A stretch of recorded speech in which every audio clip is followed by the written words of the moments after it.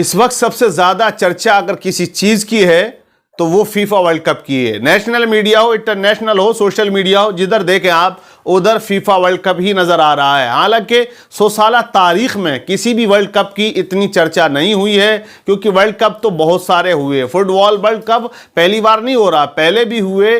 Cricket world cup ابھی آپ نے دیکھا کہ ہوا اور ہوتا رہتا اور ہوتا رہے گا, لیکن جتنی چرچا اس کی ہے کبھی اتنی نہیں ہوئی.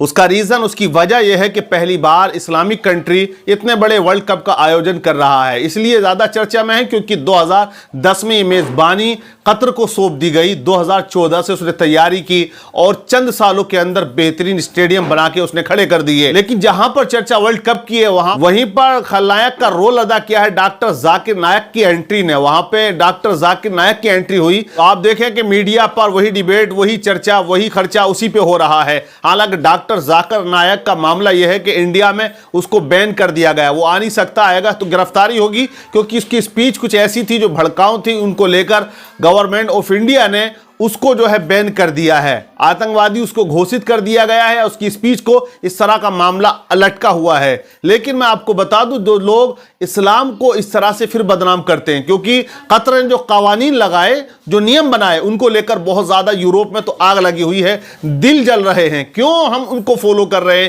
کیوں پہلی بار اسلامک کنٹری میں یہ ورلڈ کپ ہو رہا ہے, اس طرح کی باتیں ہو رہی ہیں. لیکن یہ یاد رکھیں, قانون ہوتا ہے. اگر کوئی ہمارے ملک آئے انڈیا, تو یہاں کا جو لو ہے اس کو فالو کرنا اس پر لازم و ضروری ہوتا ہے. اسی طرح آپ کہیں پر بھی جائیں تو اس ملک کا جو قانون ہے اسے آپ اپنائیں گے, اس کو فالو کریں گے. نہیں کرو گے تو آپ پر کارروائی ہوگی اور آپ گرفتار کر لیے جاؤ گے. تو یہ ایک چیز ہے ہر ایک ملک کی. لیکن جب اسلام کی بات آتی ہے تو کچھ لوگ تو ایسے جن کے پیٹ میں, آنتوں میں, دانتوں میں سب جگہ درد ہونے لگتا ہے اور بے تحاشا وہ چلانے لگتے ہیں, کہتے اسلام نے یہ پیغام دیا, وہ دیا, اسلام اس کو بڑھاوا دیتا, اس کو بڑھاوا دیتا. لیکن آپ پڑھیں اسلام کو, پروفٹ محمد صلی اللہ تعالی علیہ وسلم کی تاریخ کو. ہمارے نبی صلی اللہ علیہ وسلم نے اعلان نبوت کیا, کس طرح اسلام کے پیغام کو آپ نے لوگوں تک پہنچایا. تلوار نہیں اٹھائی, کسی طرح کا خنجر نہیں اٹھایا, کوئی جنگ نہیں کی ہے. آپ تاریخ پڑھیں, مکے کے اندر آپ رہے 53 سال, ایک سادہ زندگی آپ نے گزاری ہے. محمد صلی اللہ علیہ وسلم کا نیچر, آپ کا اخلاق, آپ کا حسن اخلاق ایسا تھا کہ لوگ متاثر ہوئے. آپ نے مکہ چھوڑا,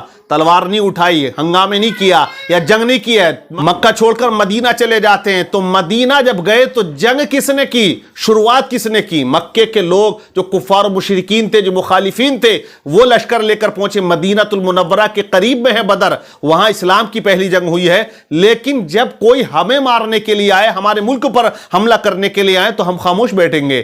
اس وقت ایک جنگ ہوئی, وہ کہ کتنے سال تک نبی پاک صلی اللہ علیہ وسلم نے اسلام کی تبلیغ کی, پیغام دیا, لیکن شانتی کے ساتھ, محبت کے ساتھ وہ پیغام دیا, انسانیت کا, آدمیت کا, محبت کا, بھائی چارے کا, حسن اخلاق کا, ایک اللہ کی عبادت کا. لیکن اسی بات پر لوگ بگڑے ہوئے, بفرے ہوئے. مکے کے لوگ پہنچے لشکر لے کر, بدر کے میدان میں پہلی جنگ ہوئی. 1000 کا لشکر مکے کے کافروں کا تھا, نبی پاک صلی اللہ تعالی علیہ وسلم کے ہمراہ 313 تھے. آپ اندازہ تو لگائیے, جو لوگ الزام لگاتے وہ دیکھیں تو اسلام جو پھیلا وہ تلوار سے نہیں, حسن اخلاق سے پھیلا ہے, یا ڈاکٹر ذاکر نائک کے اس سے نہیں پھیلا ہے, پھیلے گا. لوگ تو بلا وجہ کی باتیں کرتے ہیں, اسلام تو پہلے سے پھیل چکا ہے, اور جو پیغامات تھے وہ جا چکے ہیں, وہ پیغام جو پہنچانے تھے وہ پہنچ چکا ہے. اور اسلام وہ مذہب ہے, لوگ کوشش کر رہے ہیں روکنے کی, لیکن اسلام پھیلتا رہے گا, آگے بڑھتا رہے گا. لیکن اسلام کو آپ باریکی سے پڑھیں تو آپ کو پتہ چل جائے گا کہ اسلام